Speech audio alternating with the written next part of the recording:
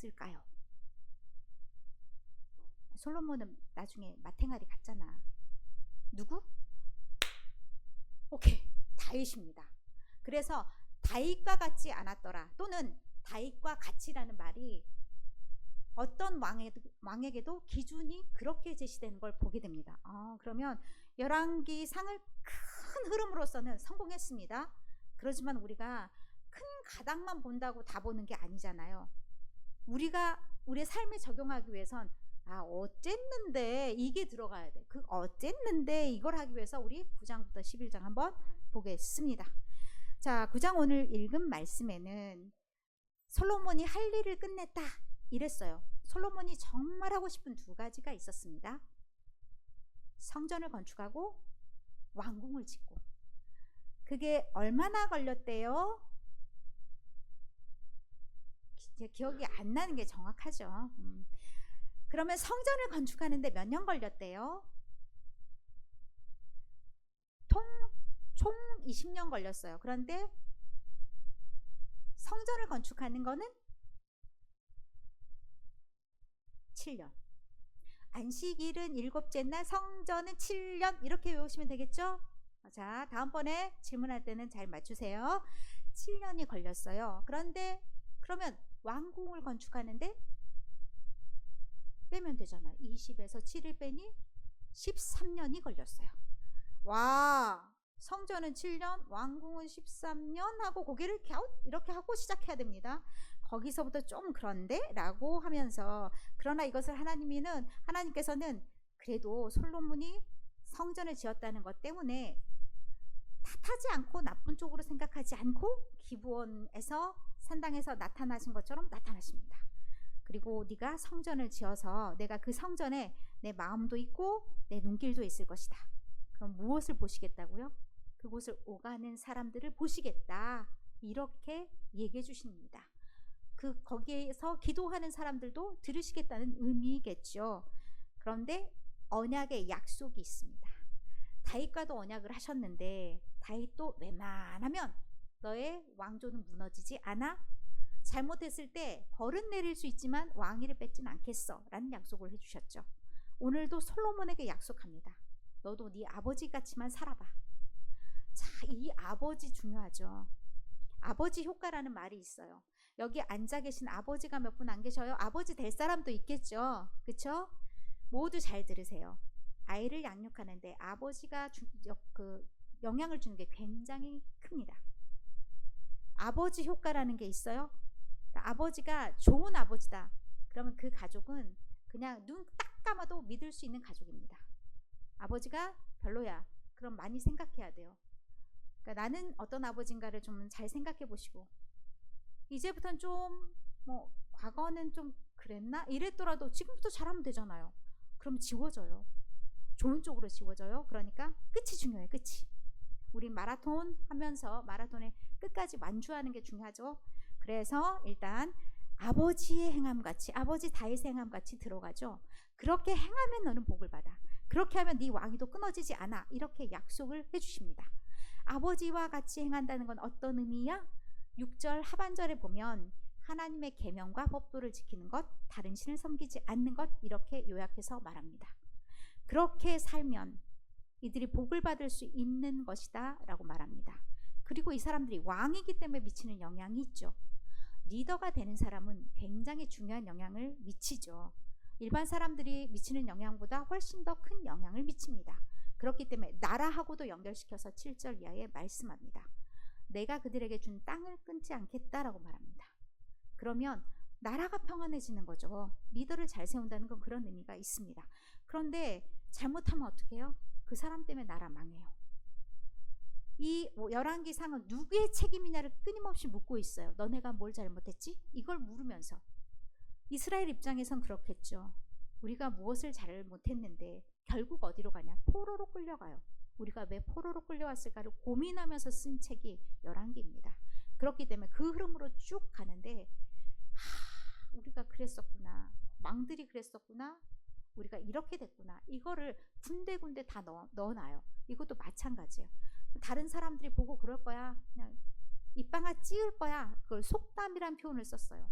와, 쟤네들이 자기를 구원하신 여호와 하나님을 버렸어. 그러니 저 땅으로 됐지. 이런 말을 들을 것이다 라고 얘기해요.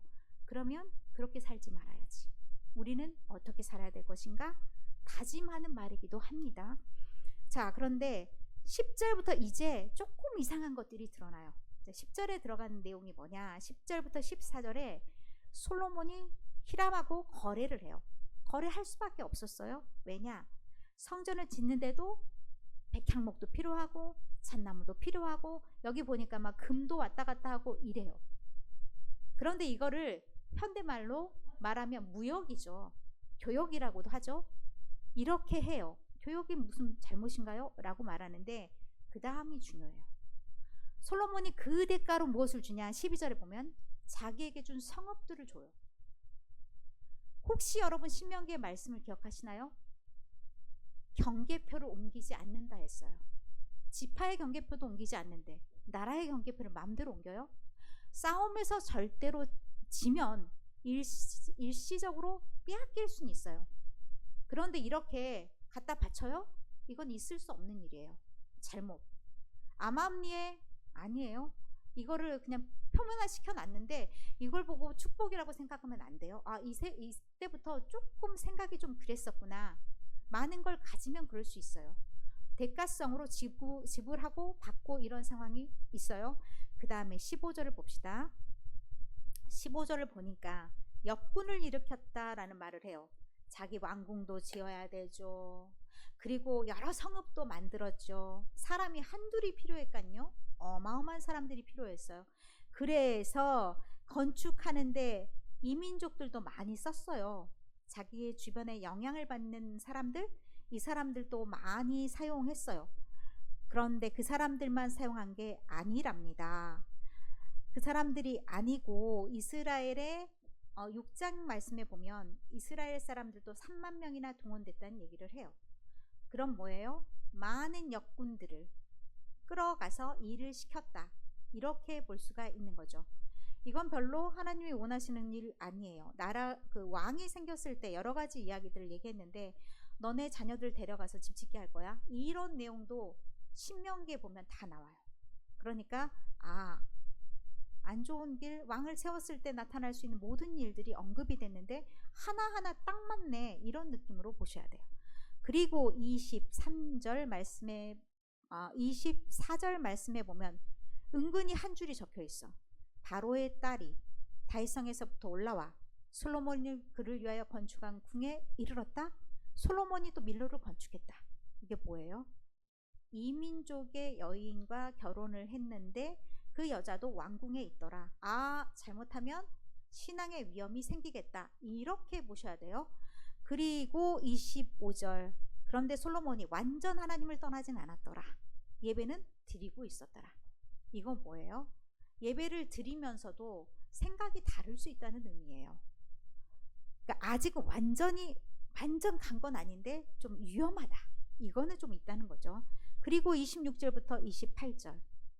솔로몬이 무역을 하는데 배를 만들어 가지고 그 사람들이 가서 멀리까지 원정 가서 무역을 하게 해요. 이것도 마찬가지예요. 부를 쌓는데 지혜를 다 썼구나. 이렇게 보셔야 돼요. 그리고 10장에 스바의 여왕이 등장합니다. 여러분, 스바의 여왕이 등장하면 어떻게 보시나요? 솔로몬이 너무 지혜롭다고 소문나서 막 구경 나왔네. 이렇게 보시나요? 이거는 우리가 성경을 처음 봤을 때 할 수 있는 거. 우리가 이제 이걸 처음 한 번도 안 본 우리 초등학생 애들도 있잖아요. 이런 경우에 이걸 딱 봤을 때 스바 여왕, 대단한 여왕이 왔어. 와, 찾아왔대.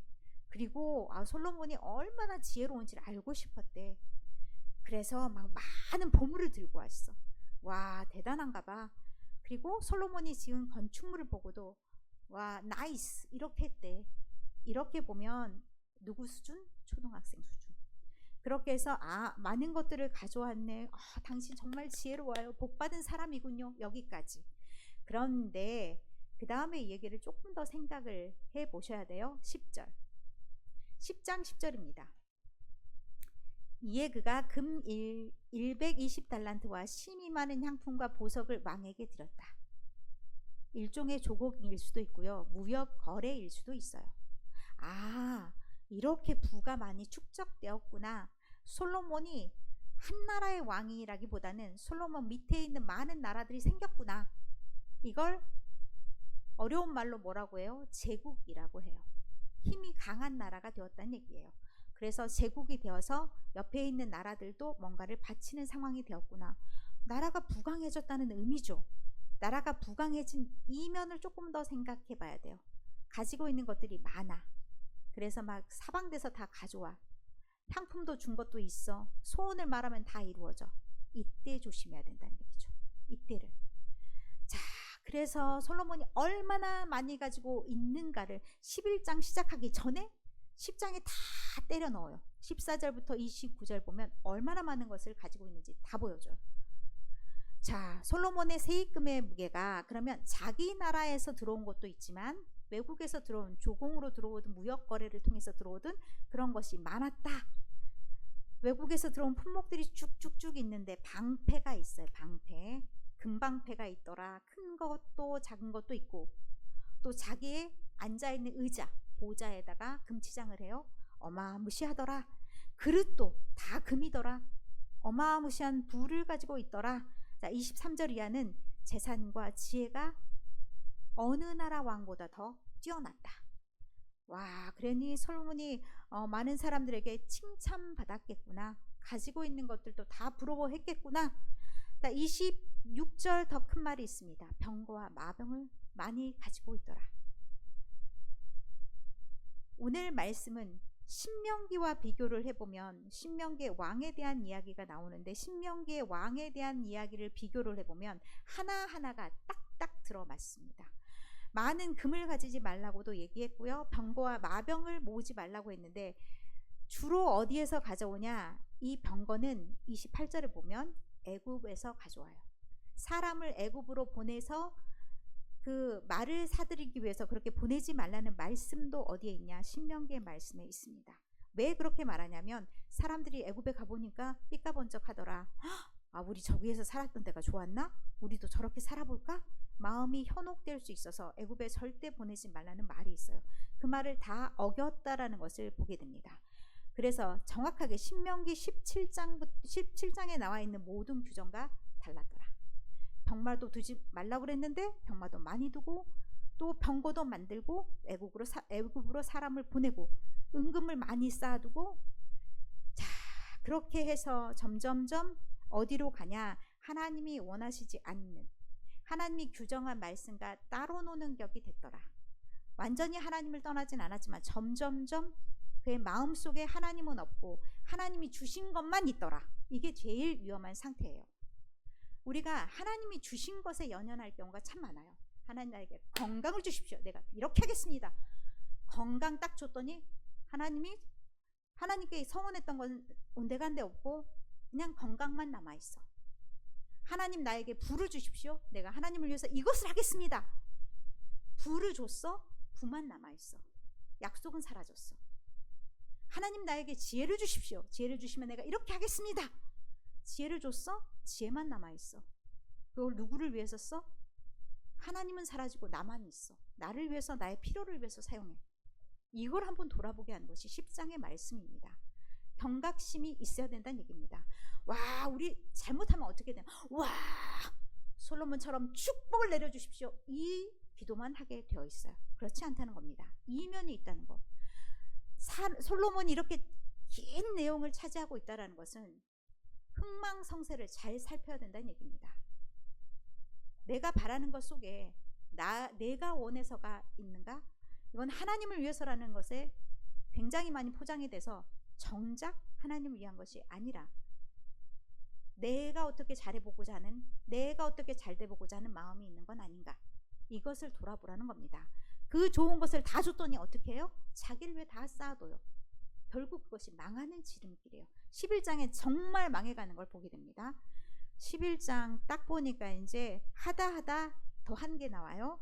솔로몬 왕이 바로의 딸 외에 이방의 많은 여인을 사랑하였다. 그 숫자가 나오는데 3절 후궁이 700명이요 첩이 300명이라. 1000명의 여자를 거느리고 살아요.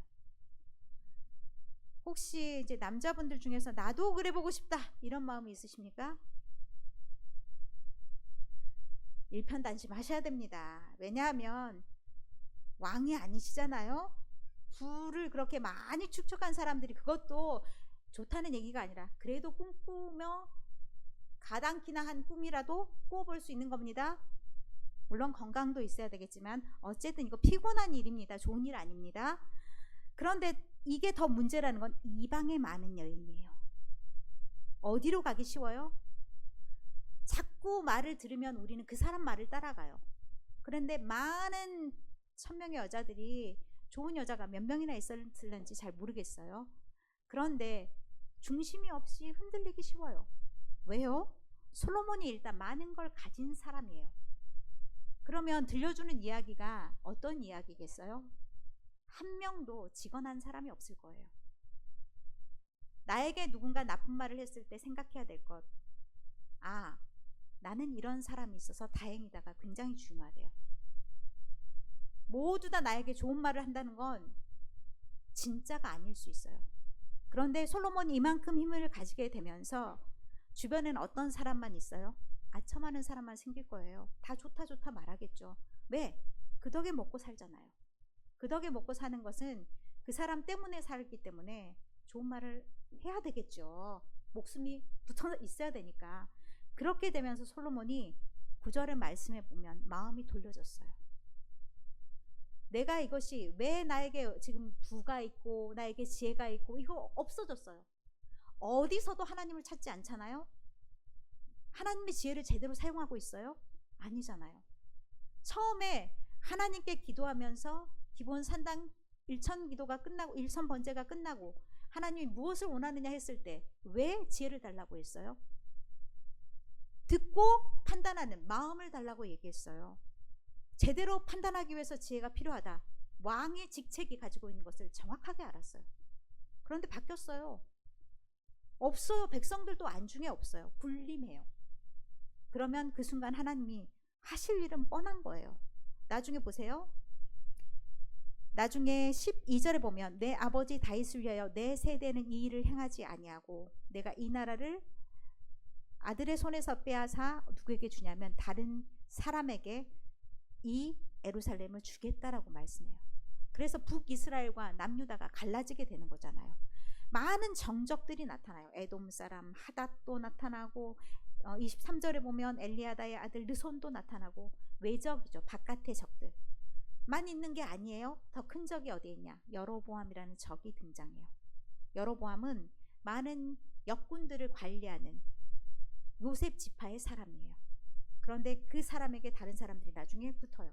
그리고 여로보암에게 선지자 아이야가 등장해서 얘기해요. 당신이 10지파 가질 거야. 당신은 왕이 될 사람이야. 당신도 조심해. 당신이 만약 하나님의 명령을 잘 따르면 당신이 이 나라를 계속해서 다스릴 수 있어. 그리고 2지파만 가지고 간 거예요. 누구 때문에? 솔로몬 때문이에요. 솔로몬이 하나님이 주신 그 목표가 분명하잖아요. 하나님이 그에게 지혜를 주신 것은 잘 먹고 잘 살아라. 너만 잘 먹고 잘 살아라가 아니었어요. 이 나라를 잘 다스려라였어요. 하나님의 공의와 정의로 잘 다스려라. 그런데 어떻게 됐나요? 자기를 위해 그 지혜를 사용했잖아요. 그리고 자기를 위해 부를 축적했잖아요. 자기를 위해 많은 여인을 얻고 그것이 평화를 유지하는 방법이라고 생각했어요. 그런데 하나님의 방법은 그게 아니었어요. 왜냐하면 점점 그렇게 살면서 잊어버린 게 뭐냐면 하나님의 방법으로 살아가는 방법을 잊어버렸어요. 하나님의 명령과 법도를 떠나버렸어요. 결국 어떻게 됐다고요? 그러다 살다 죽었어요. 그래서 결국은 나라를 잃게 된 거예요. 많은 부분을 잃게 된 거예요. 그래서 섰다 하면 넘어질까 조심하라는 말씀이 있는 거예요. 우리가 뭔가 잘 됐을 때, 내가 원하는 대로 이루어졌을 때 그 순간이 가장 두려운 순간이라는 거예요. 그게 우리 마음속에서 없으면 안 돼요. 왜냐하면 얻은 순간 무너져요. 우리의 중심을 바로 잡는다는 것은 굉장히 중요한 의미라는 것을 오늘 9장부터 11장의 말씀을 통해서 우리에게 들려주십니다. 솔로몬만 그렇게 했어요? 우리도 그렇습니다. 소원하는 게 많죠. 지금 뭐가 안 이루어져서 바라는 게 되게 많아요. 하나님 나에게 건강을 주시고요. 하나님 나에게 지혜를 주시고요. 하나님 나에게 부를 주시고요. 여러 가지 구하는 게 많죠. 그것만 이루어지면 다 될 것 같죠. 그런데요, 우리의 삶이 그렇게 간단치가 않습니다. 그렇기 때문에 마음 중심을 바로잡는 것, 하나님과의 관계가 최우선이라는 것, 그것이 무너지면 우리의 삶은 흔들리는, 요동치는 풍랑 속에 있는 배와도 같습니다. 그렇기 때문에 오늘도 문을 딱 닫으면 다 잊어버리면 안 돼요. 한 가지는 지키며 생각해 봅시다. 나는 누구인가? 나는 하나님의 사람입니다. 나는 무엇을 하는 사람인가? 하나님의 뜻을 듣고 행하는 사람. 그것으로서의 마음이 굳건하여서 어떤 상황 가운데서도 흔들리지 않고, 좋은 일이 있으면 좋은 일이 있는 대로, 어려운 일이 있으면 어려운 일이 있는 대로 그 안에서 하나님의 뜻을 발견하면서 굳건하게 살아내시는 여러분 모두가 되시기를. 그래서 우리는 이런 망조드는 삶이 살면 안 돼요. 솔로몬은 결말이 안 좋았어요. 결말이 안 좋은 삶보다는 결국 가장 좋은 사람이 승리한 사람 아니겠어요? 오늘은 우리가 너보다 못할 수 있고, 오늘은 우리가 다른 사람 보기에 좀 그럴 수 있어요. 그러나 우리의 미래, 그 미래는 누가 책임지신다고요? 하나님. 그 믿음으로 살아내시는 여러분 모두가 되시기를. 그래서 끝까지 가보는 거야 다짐하시는 여러분 모두가 되시기를. 그래서 일주일 동안 어떤 일이 일어나더라도 흔들림 없이 까짓것 내가 누군데 안 무너져, 이런 대단한 각오로 살아내시는 힘찬 여러분들이 되기를 간절히 축원합니다.